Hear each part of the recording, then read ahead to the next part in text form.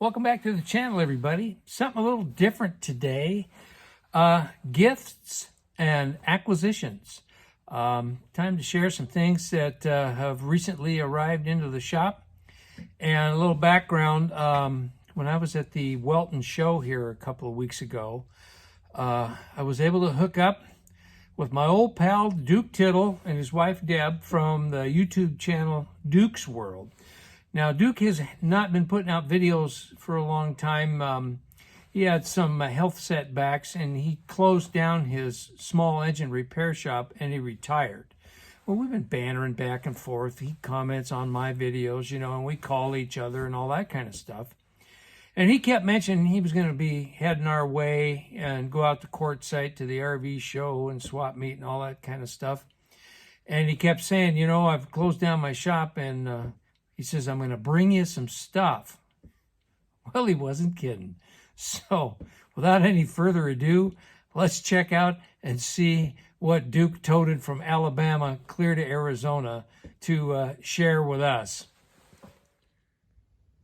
First up is a pristine seat for the latest scrap acquisition. That's that Craftsman riding mower I drug home and brought back to life a number of months ago.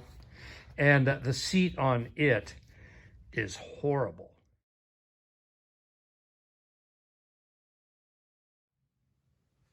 Duke had this seat in his hoard, and it wasn't going to go on anything, and he was cleaning out and clearing up and all that kind of stuff, prepping for retirement. So he says, I got a seat for you, Matt. He threw it in, brought it along. I mean, it's in I don't tear it up. It's in great shape. Even has the shut-off switch in it. So yeah, it's going to be mowing season here pretty soon. We've been awful wet lately, so I'll get this seat on that riding mower, and yeah, it'll be a lot more comfortable to operate. And man, did Duke load me up with parts. I got small carb gasket sets. I've got carburetors, ELF air filter kits with spark plugs. I mean, all kinds of goodies in here. I got coils. I'm not going to dig all this stuff out because it'd take me forever to put it back in the box. But I don't know how many starters are in here for Kohler and Briggs engines. Yeah, and that's a huge tote. So it's all chock full of goodies. And Duke, if you're watching, just to let you know, I'll probably wind up sharing the wealth with some of my buddies in power from the past, because there's a couple fellows that are wrenching on old Briggs and Kohler stuff. And I imagine some of this may come in handy for them as well. But I can definitely use some of this because I got that old Craftsman mower out there, and who knows if a starter or carburetor is going to give up. And you saw the video of me struggling with the carburetors on that thing. I went through a couple of Chinesium carburetors and kits before I finally got it running. So I think Duke felt my pain and threw in enough to keep that thing running. So anyway, yeah, this is some great stuff. And that box of small engine parts, that's got to weigh 50 pounds because it took everything I had and then some to get it back on the shelf here. Check out this Lawson 24-inch pipe wrench. This thing was patented December 14th, 1920, 103 plus years ago. This thing is awesome. The jaws on it are beautiful. One little nick. The rest is all in perfect shape and it works. So I will derust this thing and I'll hang it over here with the rest of the pipe wrench hoard. And I got more in the truck too. But yeah, what a beautiful pipe wrench. Well, this will come in handy with all the goat heads in the ground around here.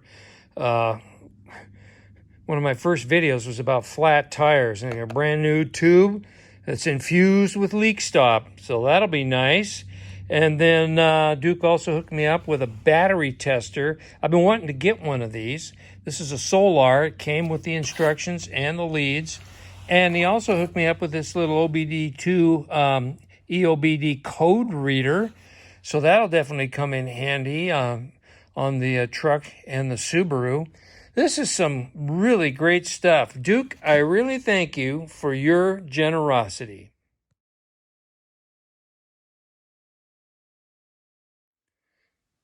Our friends of the Sierra Vista Library used bookstore have struck again, and I drug home some more reference material. This is the 4th edition. I believe this one was published in 1982. Introductory Circuit Analysis, 4th edition. Now, I was raised by an electronics mechanic, but it's all I can do to change a light bulb. Yeah, that's a gene I didn't inherit, or my brother. We talk about all the other stuff we've gotten into over the years, but electronics we've kind of shied away from for some reason. But what a handy reference, I mean, units of notation, current, voltage, resistance, Ohm's law. I learned that as a kid. Series and parallel circuits. I mean, there's just what a marvelous reference book. And I always struggle reading schematics, so this will help me a lot. And some of you may say, well, Matt, you can just look all this stuff up online. That's true, but hey, sometimes when I'm in the shop, I just like to plop in the chair and study reference material. So, yeah. A few days ago, Nancy and I were in our favorite little Arizona hippie town, Bisbee.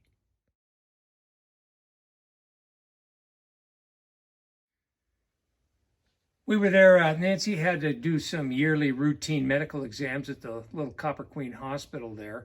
And afterwards, we had a nice brunch at the Bisbee Breakfast Club. It's in Old Town Lowell, which is right adjacent to Bisbee.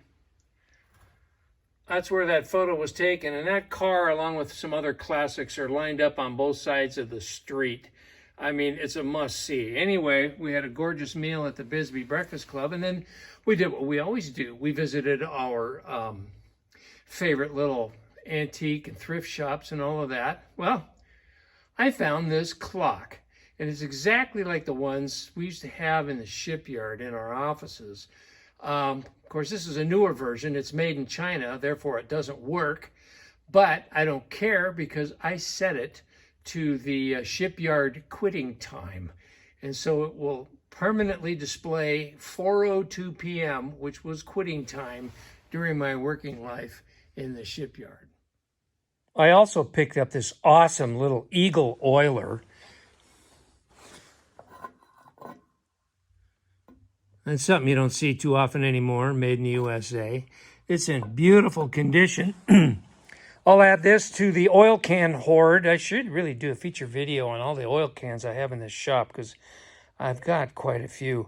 But I just couldn't pass this up. I think I paid $12 for it, something like that.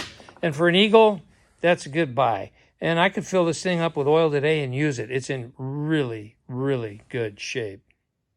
And lastly, this was a swap meet acquisition at the Welton Tractor and Engine Show. This is the one I had to ask forgiveness about. But this is a Fairman diesel engine made in West Germany, which means it's pre-1989. As you can see the spec plate there. Single cylinder, air cooled. Now, totally uncharacteristic of me, this one actually runs. Yeah, usually I bring home junk that, on a wing and a prayer, I might get to run.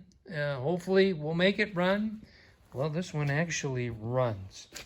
Well, why did I get this, you may ask? I am going to revive the contraption project after a long, long, long hiatus. I hate to admit defeat, but for, gosh, 2 years, I have been trying to obtain parts for this little Yanmar diesel engine. And I can't get them. I have tried and tried. I've searched high and low. I have searched the marine parts websites because sometimes you might get lucky and they might have some old Yanmar parts on the shelf, you know, for the boating world. To no avail. If I could get parts, it would come out of China through Izumi, unobtainium. And so I finally decided, you know what, I'm just going to cut my losses, and I am not going to use this engine. I'm going to peel some parts off of it, pulley, muffler, some other things. I mean, the engine is roached. It got hot and seized up. You know, the bearings are shot, and the piston and rings are burnt and scored. And so I'm not going to waste any more time on it.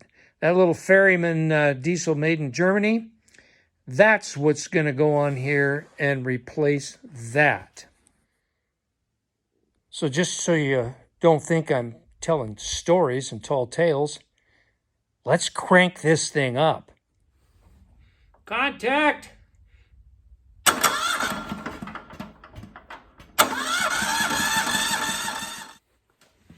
Well, we'll give her a little sniff of ether.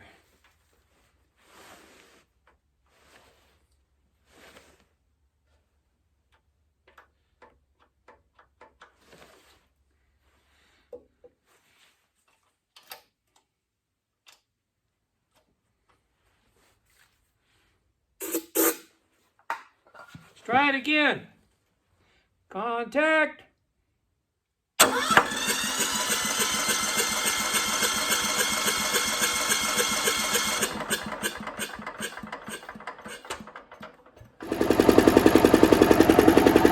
had to rebleed the fuel system. I may have a leak somewhere, but I opened up the lines and used the little lift pump and let it out, and then she fired right up. It's a good running little engine, dancing all over the shop floor here.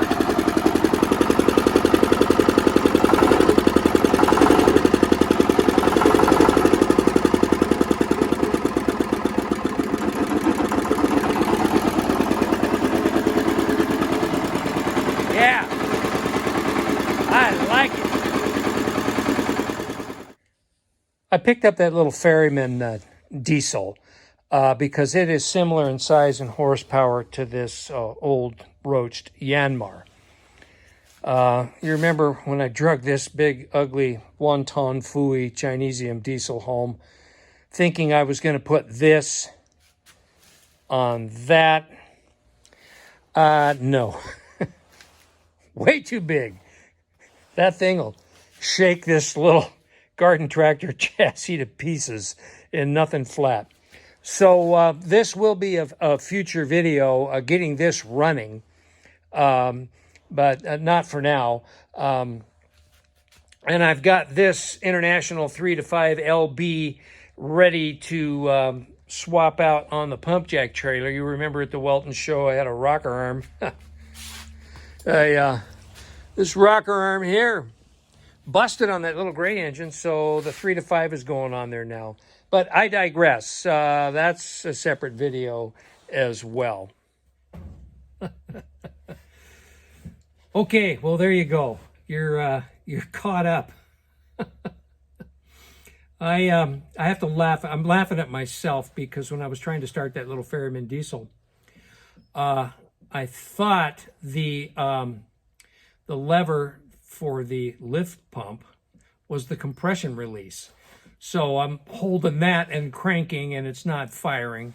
And then I realized, well, wait a minute. That's the wrong place for a compression release. And I looked, and sure enough, up by the cylinder, there was a lever for the compression release. And but then I discovered I wasn't getting any fuel. So I took some compressed air, back blew the line, got good action bubbling up in the tank, and then I started getting fuel down to the pump. So there's probably a little junk in the tank, and it's settled over the last couple of weeks while this engine's been sitting here in the shop, and it partially plugged up the line. So I'll probably have to change the little fuel filter that's on it as well. But as soon as I back blew that, hooked it up, man, I had fuel running. She fired right up, and man, that little engine runs great. Filled the shop with diesel smoke, which is totally appropriate. But anyway, there you go. You're caught up in everything that Duke gave me and some of the stuff that I've picked up recently. And it's kind of a nice little break from the drill press project, which is ongoing. I'm still laboriously cleaning up on that thing, getting ready for paint.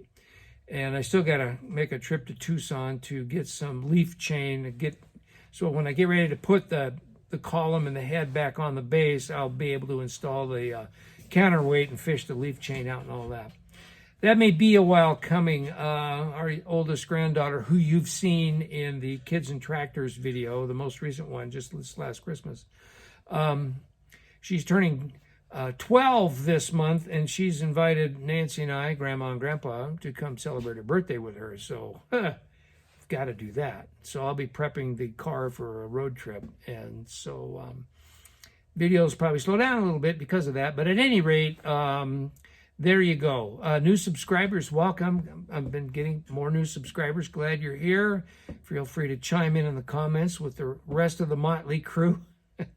And for everybody that's been with me forever and recently joined up, thanks for joining us. We really love having you here. So I'm going to say thanks for watching. Sign out for now. We'll see you real soon on the next one. Bye, everybody.